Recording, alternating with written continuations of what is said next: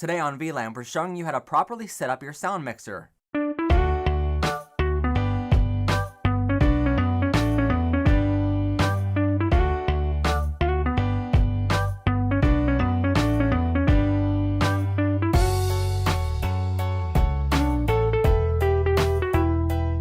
Welcome everyone to VLAMP, Video, Lighting, Audio, Music, and Photography How-To Show. I'm of course your host Matt Haslam, and today we're at the soundboard, showing you how to properly set up your soundboard so that you're ready for almost any event you do. Now in front of me is the Mackie Onx 24.4 mixer. Now while there's a Mackie in front of me, I am not at all trying to say that the only professional board is a Mackie. Mackie and Allen & Heath and Yamaha, they're all great companies. I'm only pointing out the Mackie because it's one of the mixers that we have here at my company. This has 24 channel inputs, which basically is your 24 on the Onx 24. And then the 0.4 stands for the number of groups that you have on your soundboard. So that basically when your channels come in, it can be grouped to a certain group over here before it goes out to the main mix. Now, on the front here, you'll notice there's a bunch of inputs and outputs, and up here you'll notice there's over 667 buttons up here, I counted, and it can look very intimidating at first, looking at a professional soundboard and trying to figure out what all these different buttons do. So today we're going to go through all of those buttons, and that way, hopefully you have a better understanding of how to properly set up your soundboard so that you can pretty much mix anything you come across. In another episode right after this, we're going to be showing how to properly conduct a sound check, and that way you're not peaking your microphones and you have a quality sound going out to your speakers or your recording. So first we're going to look at how the sound comes into your mixer. Every channel here is labeled 1 through 24. And you'll notice there's an XLR input right down here for every channel. There's a line input and then a 1/4 inch mic input. Now, basically if you're trying to plug in a guitar, a keyboard, a laptop computer, or whatever you have, that's going to be a line input. Anything that basically doesn't have a microphone on it and plugs directly in using a 1/4 inch or an 1/8 inch jack, that will go into your line input, which is the 1/4 inch input right down here.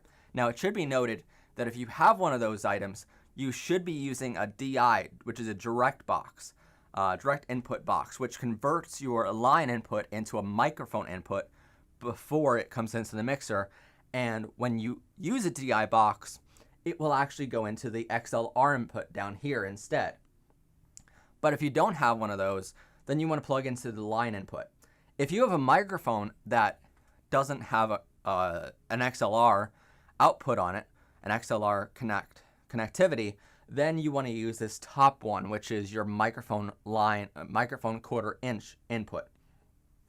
Also on the front here, you're going to notice that there's left and right outputs and mono outputs. That's so you can have left and right output from your mixer to your speakers, and mono is for if you want to, typically how we use it is if you want to plug an audio recorder into the sound mixer, and that way you have the same exact sound going to your audio recording as you're having going to both of your speakers. Both sets of your speakers, I should say.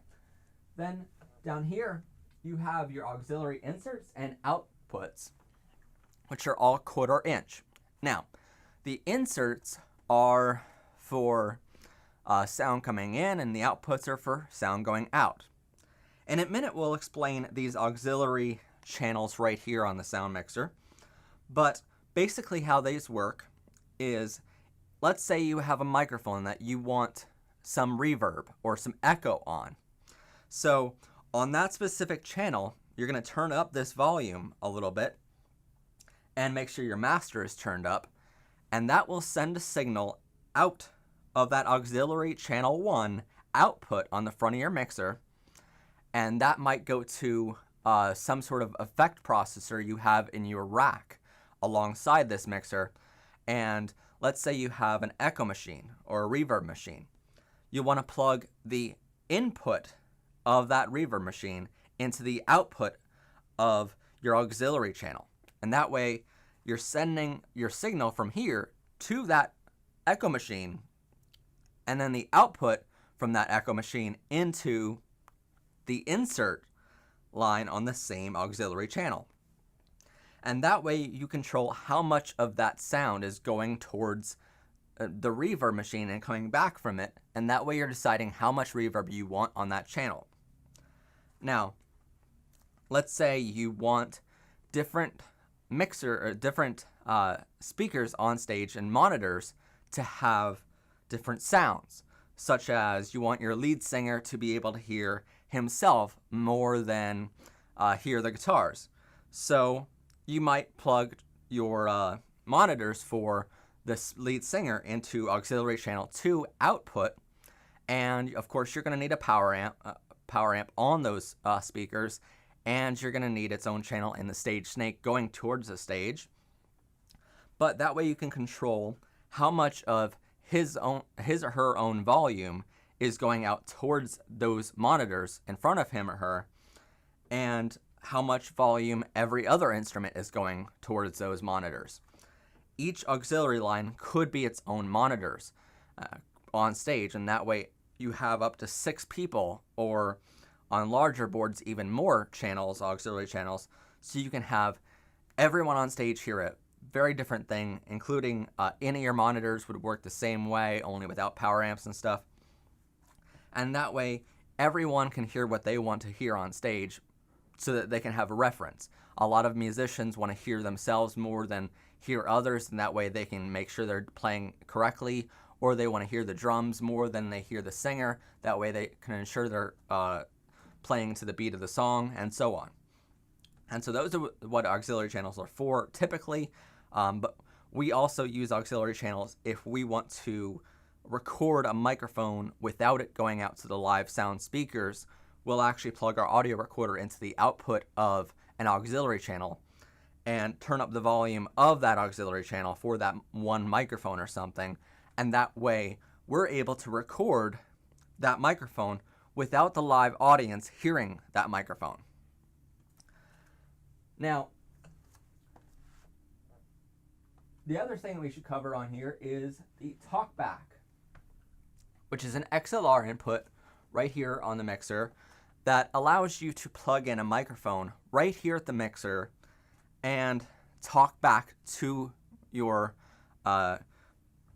talent on stage. And that way, I as a sound engineer can have a communication line between myself and the talent on stage directly. And we're going to talk about how to actually set the level and where that talkback microphone goes to, where the signal goes to, in just a second. But first I want to explain the bulk of this mixer. So on most professional mixers, you're going to find yourself having 3 buttons at the top here for every channel: a gain, equalization, auxiliary channel, and then pan, mute, and channel faders and assignments down here. So basically, how you want to first set up your sound mixer is you want to make sure that your stage snake has channel labels on it. A professional or even a consumer level stage snake will have channel assignments on your stage snake, and that way every input and output on that stage snake has a number on it, and make sure that number corresponds to the number on your mixer. And that way when your stage crew start to say to you, I plugged that microphone into channel 5, you're not searching all over for it on the mixer here. You know it's channel 5 already. The easier you can make things on yourself, the better. Especially if you're doing music festivals or something where you have literally 5 minutes to get a band off stage, the next band on stage, and playing. It's very chaotic in those situations, so you want to make sure everything's labeled correctly. So up here at the top, we have some buttons that are pretty confusing if you don't know what they are. We have pad, what looks like a square root sign, and 48V.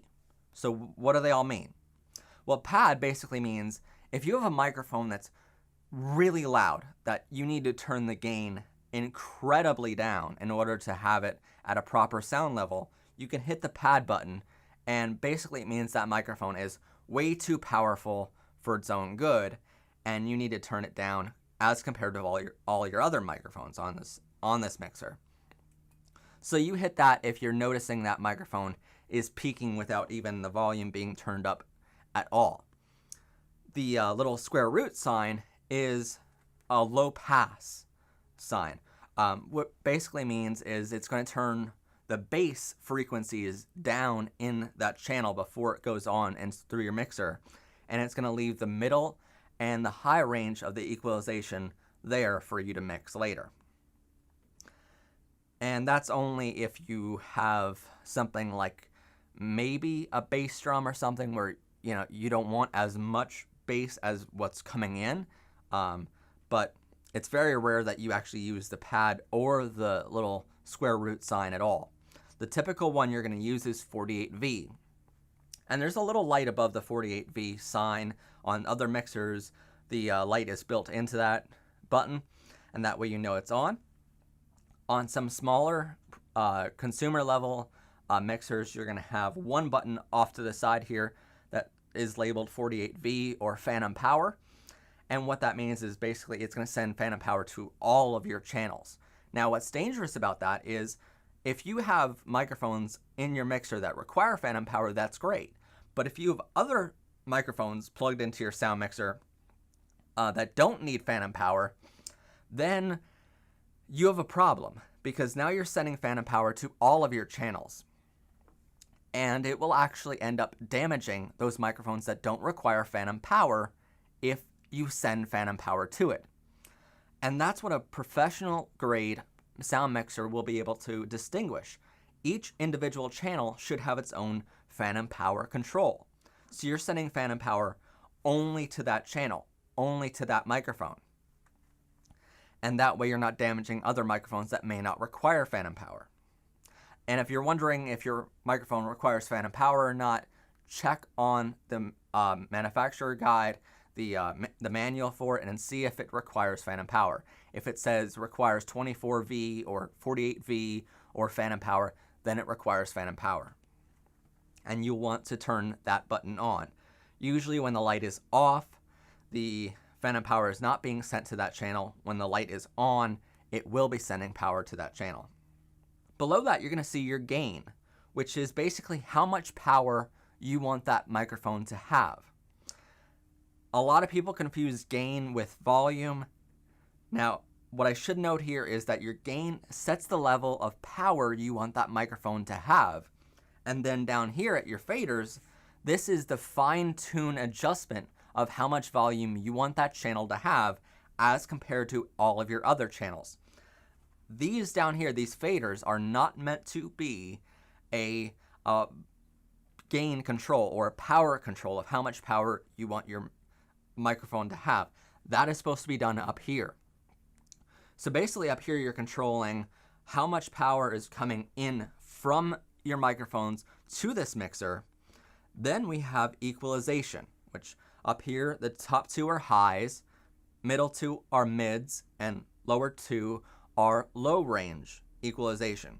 Typically when you're doing a sound check, you want to have all of these set to the very middle and nothing being controlled there. That way everything's passing straight through it first. But right below that, you're going to see an EQ button. Now, if the EQ button is down and pressed in, that means this part of the mixer is controlling the equalization of that channel. If it's not pressed down and it's up, then that means that the EQ is bypassed. So basically that means you don't want to have equalization control on that channel, and it's bypassing all 6 of these little knobs, and it's going directly from the gain down to the auxiliary and down through your mixer. So if you want EQ control over that channel, then you have to press that in and control your knobs up here. So let's say we have a female vocalist on stage. Well, we typically want to bring the two high EQs up a little bit and the two low EQs down a little bit. Let's say we have a male vocalist who's more of a baritone. We want to bring the lows up a little bit and the highs down a little bit. The middles typically stay in the middle. Now, if you're hearing a hiss or a muddiness to the sound, then you'll probably want to bring the middles down a little bit on that specific channel. And again, I typically use EQ control for all channels of mine whenever I'm mixing. So I typically have the EQ button pressed in on all of these channels right off the bat because I want to control that right here at the mixer. I don't want that to go through my other processors. Now, for instance, if I have EQ processors in a rack that day, then I'll typically bypass this and go directly to an auxiliary channel where I'm controlling that separately. But for the most part, I want to control it right here in the sound mixer because they put it here for a reason, basically. They wouldn't put all these knobs here if they didn't think you would need them and if you don't need them. They're here for a reason. Now down here is the auxiliary channels. Like I said, on the back of your mixer, you're going to see inputs and outputs. But this controls how much of each individual channel is going through to your master signal output. So again, if you have a vocalist who wants to hear himself more in the monitors, then you have to turn that specific channel up in his or her monitors. And typically I label over here with a little piece of gaff tape of this is lead singer monitors, this is drum set monitors, this is guitarist monitors, this is bass guitar monitors, and so on and so forth. And that way I know exactly what's going through to each individual channel. Now over here on these auxiliary masters, I have AFL, which means I can actually preview this sound before it goes out to the main mixer, before it goes out to the main speakers. So AFL, if I press that down and a little orange light appears right there, that means I can hear it through the headphones that I'm wearing doing a sound check or something. And that way I know exactly what's going out to that, to my speakers, or to that auxiliary send before it actually goes out. Now over here is your mute channel. So if you're not using that auxiliary channel that day, you want to mute it. Typically if the light is red, then your channel is off and it's muted. But on some other mixers, the light will come on if that channel is on, and the light will be off if that channel is not being used. On Mackie mixers, if the light is on, it's muted. So that controls what exactly is muted, what's being used, and I can control what I'm actually hearing from my headphones right over here. Now down here is your mute buttons. Basically means if you're not using a channel, you want that channel muted until you're using it. A lot of big mistakes, one big mistake that a lot of sound engineers make, or sound guys make, I should say, that are just starting out, is they'll plug a microphone into a channel that is open, that isn't muted back here at the sound mixer. And that damages your speakers, it damages your microphones, so I always advise not to do that. Whenever you're plugging an instrument in or a microphone in, you want to have that channel muted back here at the soundboard before you plug that in. And if you have a microphone cable that's just laying there, you want that channel muted as well, because then it's just an open channel. So you want that muted unless you're actually using it. Now down here, you're going to see four little lights on each individual channel. One's red, yellow, green, and green. These only light up when you're actually using the channel, when there's an input coming in. These are to show you basically that that channel has a signal coming into your sound mixer that you'll probably want to send through to your main outputs. But the green means that it's a good signal. You'll see -20, 0 on these green lights, and typically if it's in the green area, it will be a good signal. But if suddenly you're bringing in too much volume that it's about to peak, the yellow light will come on and flash as you're speaking into that microphone or whatever you're doing, or as that guitar is playing. it will actually flash this yellow light or the red light if it is actually peaking. If that channel's peaking, as you're speaking into that microphone, these yellow lights and red lights will come on that channel, which means you have your gain turned up way too high and you might want to turn it down.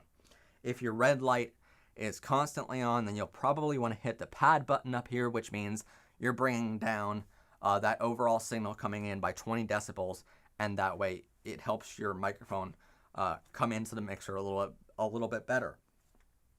But down here we have assignments, and a lot of people get confused by these assignments, and I don't know why, because they're fairly easy.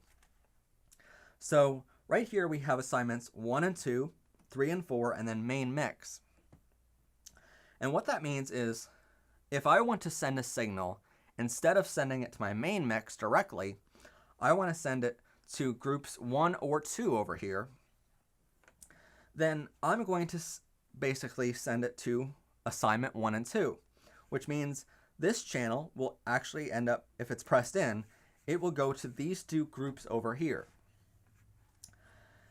Now, let's say I want to send it to 3 and 4. Well, I'm going to press down 3 and 4 only, and it will go to group 3 or 4 over here, 3 and 4 over here. If I want to bypass the groups and I want to go directly to my main mix, out to my main speakers, then I'm going to hit main mix down, have both of these other 2 assignments up, and suddenly now it goes directly out to my main mix, to my speakers. So let's say I want to have my lead vocals go to group 1 over here. Well, I'm going to press in this assignment 1 and 2, and I'm going to pan that channel all the way to the left, which means it's only going to go to group 1 over here, and nothing is going to go to group 2 from that channel. Now let's say I want to still have that lead vocal go through my left speakers more than my right speakers. I'm going to pan that group more to the left than to the right, because now I'm panning that audio to my speakers. If you have group assignments over here, your pan basically determines which of the 2 that you want it to go to. On some mixers, you'll have assignments where it's only 1 group channel per button, but on this mixer specifically, you have 2 group channels per button, and you have to decide which one you want it to go to by panning it left or right. Right means it goes to group 2 or group 4, depending on which assignment you have down here. Now, these faders are a lifesaver, but, and it's a great way to finally retouch a sound as it's going out. If one microphone is a little bit too hot, then you can bring it down a little bit using the fader, and it's a more fine-tune adjustment of that sound before it goes out. But what should be noted about these faders is they're not meant to be your overall how much power is coming in from that specific instrument or that microphone. That's meant to happen up here at the gain button. So what I always say is to never ever let these faders go above the U line. The U line, by the way, is this main, the darker black stripe along your mixer that's typically right about here. And that basically is the 0 point. Above is +5 or +10 or -5, -10, -20, -30, and so on, the lower you go. But the U line is at 0, which means that it's at the perfect volume, right? But if you ever have to push your fader above the U line, then that's a sure giveaway that you don't know what you're doing behind the sound mixer. And it's a sure sign that you didn't conduct a proper sound check, which we're going to explain how to do in the very next episode. But typically, you'll be at the U line and you won't have to touch these at all. But if you do have to touch them, bring them down or mix them below that U line, but don't ever push them above that U line. Now down here is the final button that you're going to see, the PFL button, which basically means it's a preview button so that you can preview it through the headphones before it goes out to your main mixer. If you have a channel muted and you still want to see if that microphone is working or not, say for instance you have a motivational speaker coming on stage with a lapel microphone, and you want to make sure that his microphone is working before he walks out on stage in front of a crowd of tens of thousands of people or something, you can hit the PFL button on his specific channel and make sure his channel is muted, and you're going to hear his microphone through the headphones you have plugged in that day at the soundboard. And that way you can ensure his channel is working, you can ensure his levels are okay up here, but it's not actually going to go out to your main speakers until you unmute his channel. So this is a great way to preview channels before they go out. As well as over here, the AFL button means you can preview that whole group before it goes out, even if that group assignment is muted over here. And over here, what a lot of people have problems understanding, I think, is let's say you have everything over here assigned to different groups over here, but you're not hearing anything out of your main mix, out of your main speakers. Well, that's because you need to have your groups assigned to go to your main mix over here. So think of this as a river. Your sound comes in from the top of the mixer, from your front of the mixer, down through the gain, through the EQ, through all your auxiliary channels, through the pan, gets unmuted so it can go to the next step. It's finely tuned, its volume is finely tuned right here. It's assigned to go where it's supposed to go. And let's say it's assigned to go to group 1, 2, 3, or 4. It goes from over here, bypasses all the other channels, and goes right to the groups. And then from those groups, it's again finely tuned. Its volume is finely tuned as compared to everything else. So let's say I have my lead vocals there and my background vocals there, and the background vocals sound a little bit too loud on this certain song. Rather than trying to find the background vocalist over here, I'm just going to bring down all of the background vocalist all at once by bringing this fader down. It makes it easier to mix during your live show. But I need to assign all 4 of these groups to go to my main mix, because again, it's a workflow. It's a river coming through here. So I want that river to keep flowing, and right here it stops until I assign it to go to my main mix, which is over here. So I press the main mix assignments down here, down, and that way these 4 groups are now going to my main mix output. And that's going out to my main speakers through the left and right on the front of my soundboard, as well as the mono. Now up here I can pan that entire group left or right.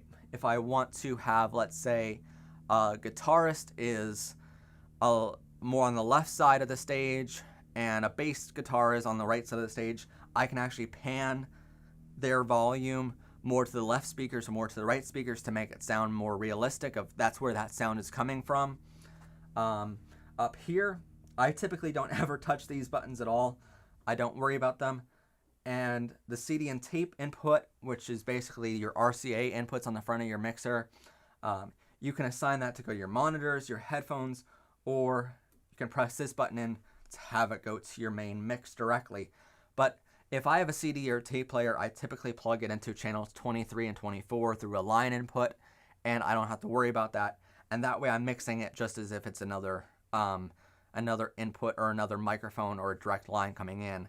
And that way I can see it and have more control over it over here. I don't typically like using this because it just doesn't offer me the same EQ and auxiliary sends that I can have over here in the main mix. Right here is your Talkback. TB assign, which means where you want your Talkback microphone that I was talking about earlier, where you want that to go. If I want it to go to my main mix directly and go out my main speakers, then I'm going to press that in. If I want it to go to auxiliary channels 1 and 2 or 3 and 4 or 5 and 6, let's say I had monitors on stage and I want it to go to, I want to talk to the singer directly, or if I have in-ear monitors in my talent up on stage and they're plugged into an auxiliary channel, I can talk to them directly without talking through the main speakers right through these assignments. And I'm telling it where I want my talkback mic to go on these auxiliary channels, where I want that signal to go to. This controls how much volume is going to that from your microphone, that your talkback microphone. And then down here for talkback, we have control over that microphone. So if this is pressed in and the yellow light is on, that means my talkback microphone is on, and it's going out live to whoever I'm talking to, or the auxiliary channels, or the main mix, whatever I assigned it to over here. But if it's pressed up and the light is off, that means my talkback microphone is off for the moment. This is only so you can talk to your talent directly. Now, also up here is your mono, which basically means how much signal is going to your mono output, because on your mixer you have a left and right, and then you have a mono output on the front of your mixer. And so you can actually decide the left and right, how much is going out left and right through this main mix. But that mono is what I typically use it for, is an audio recorder or something. So I'm getting the same signal the mixer is sending out to the live speakers. I'm getting that same signal sent out through the mono mix, and I can actually adjust how much volume that output is getting right here on this button. But let's say you have 3 sets of speakers. You have left, right, and middle. Then you might want to use that mono channel for the middle speakers in your set. Solo level and monitor level I really don't use, but phones level means how much volume is going out through your headphones so you can actually hear it back. This matrix and threshold, compression assign and ratio, fast attack, bypass compressor, all of these I really don't use at all. I will be very honest in that. They're again here for a reason, and it's only in very specific situations where I use them, so I'm not going to cover them in this little tutorial. This is basically how to set up your mixer. This isn't for very specific situations that you would use the matrix up here. Okay? This is to cover most of the mixer that we've already covered, not to talk about very specific things. So that is how you want to set up your sound mixer in a nutshell. In the next video, we're going to be talking about how to properly conduct a sound check, and that way you can have proper levels before you begin your show. But that is a basic tutorial of what all of these 667 buttons do, and what all of the front inputs and outputs do.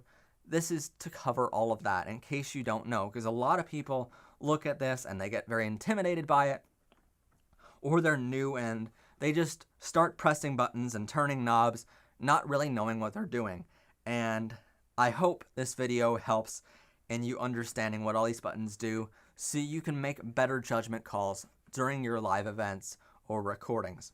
So that is it for today. I hope you enjoyed this episode of VLAMP Video Lighting, Audio, Music, and Photography How-To Show. I'm, of course, your host, Matt Haslam, and see us next time for how to conduct a sound check.